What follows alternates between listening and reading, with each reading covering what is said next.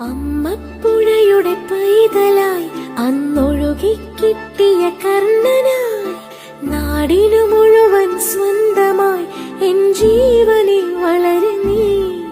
കുടിൽ മേയുവാൻ മുകിലുകൾ, അതിൽ മാരിവിൽ ചുവരുകൾ, നിനക്കൊരു കുടം കുളിരുമായി പുതുമഴമണി